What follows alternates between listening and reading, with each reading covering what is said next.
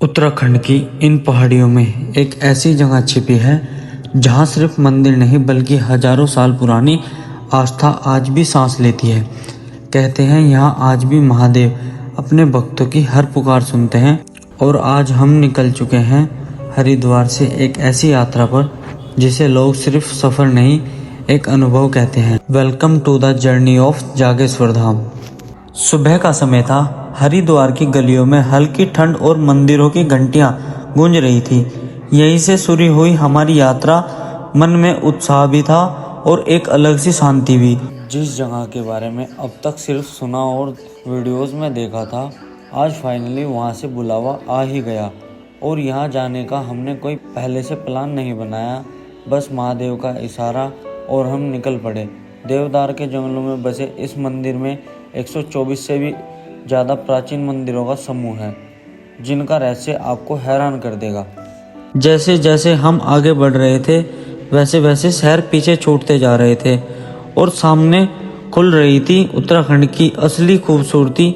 ऊंचे पहाड़, घुमावदार सड़कें, ठंडी हवाएं और हर मोड़ पर ऐसा नज़ारा जिसे कैमरा पूरी तरह कैद ही नहीं कर सकता।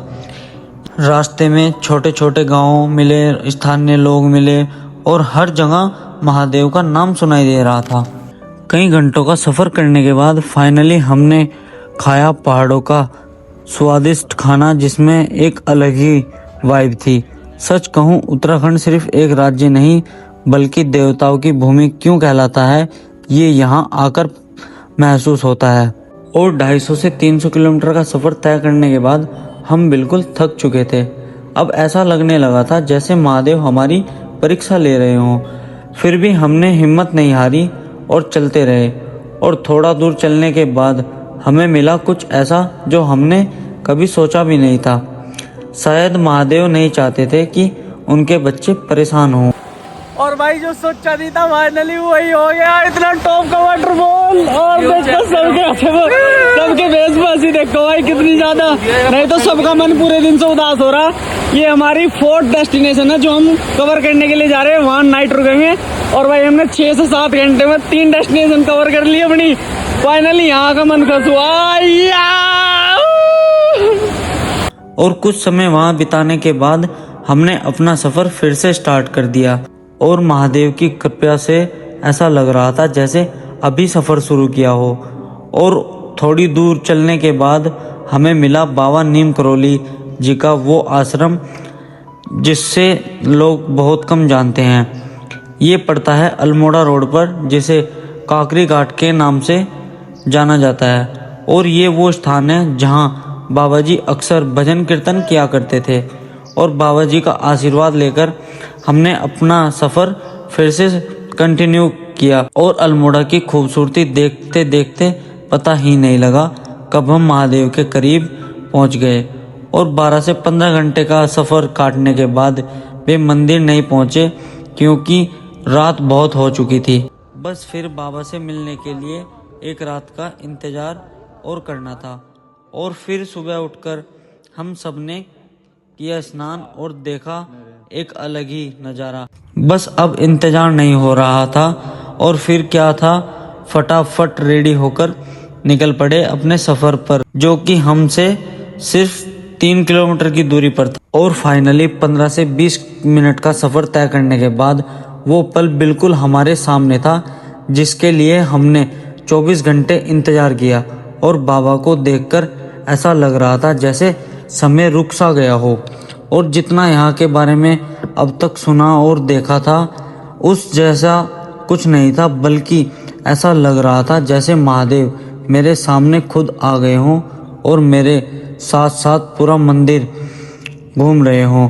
और फिर यहाँ के बारे में कुछ यहाँ के पुजारी और स्थानीय लोगों से बात करने के बाद यहाँ 124 से अधिक मंदिर क्यों हैं और मंदिर का क्या महत्व है, यहाँ के लोगों ने बताया कि कई हजारों साल पहले जब ऋषि मुनि यहाँ महादेव की आराधना कर रहे थे तो महादेव यहाँ नंग रूप में प्रकट हो गए, जिससे क्रोधित होकर ऋषि मुनियों ने उन्हें श्राप दे दिया था। और तब से ही यहाँ शिवलिंग की पूजा होनी शुरू हो गई और पूरी दुनिया में सबसे पहले शिवलिंग की पूजा यही हुई थी।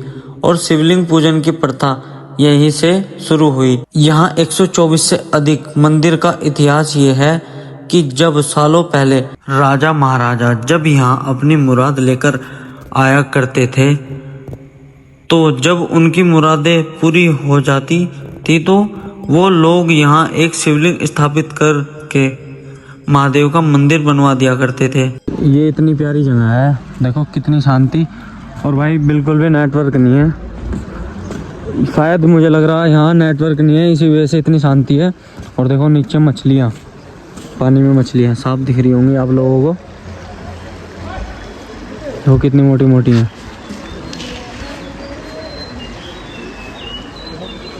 और भाई शायद हो सकता है, और ये रहा जागेश्वर धाम।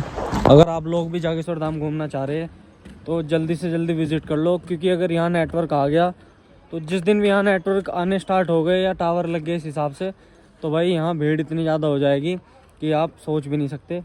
और फिलहाल आप देख सकते हो मेरे सामने मंदिर, और हम दर्शन करके आ चुके हैं। बहुत अच्छे दर्शन हुए हैं और बहुत प्यारी जगह है। जितना इस जगह के बारे में सुना था शायद उससे भी ज़्यादा प्यारी है और उससे भी ज़्यादा सुकून है। इतना तो मैंने सोचा भी नहीं था कि हाँ भाई, मतलब वो है ना कि आप सोचते कुछ और हो और होता कुछ और है। तो सब कुछ भगवान की इससे है, वो क्या है ना, गॉड्स प्लान। तो गॉड्स प्लान भाई इसी को बोलते हैं। हमारी प्लानिंग कुछ और थी, बट हम आकर कुछ और रहे हैं, हो कुछ और रहा है। तो सब कुछ ऊपर वाले पे छोड़ देना चाहिए जब आपके हिसाब से नहीं हो रहा हो। और भाई आप जगह चेक करो, आप लोकेशन चेक करो, इतनी प्यारी जगह सच में यार। महादेव जितनी भी जगह बैठे हैं ना, सब ऐसी है कि आप सोच भी नहीं सकते, अनएक्सपेक्टेड। बहुत मतलब मैं यहाँ के बारे में आपको एक्सप्लेन भी नहीं कर सकता, इतनी प्यारी जगह है। तो आओ आप विज़िट करो। यहाँ नेटवर्क नहीं है, इस वीडियो को पूरा देखना, उसके बाद आपको सब कुछ पता लग जाएगा। और भाई मैं यही कहना चाहूँगा, जल्दी से जल्दी आ जाओ। और इस धाम की जितनी भी खासियत हैं मैं आपको पूरे मेरे यूट्यूब चैनल पे बता दूंगा। मैंने यहाँ सब पंडित जी से बात की है, सब कुछ आपको मेरे पर्सनल यूट्यूब चैनल रजत बालियान वाली आईडी पे देखने को मिलेगा। धन्यवाद।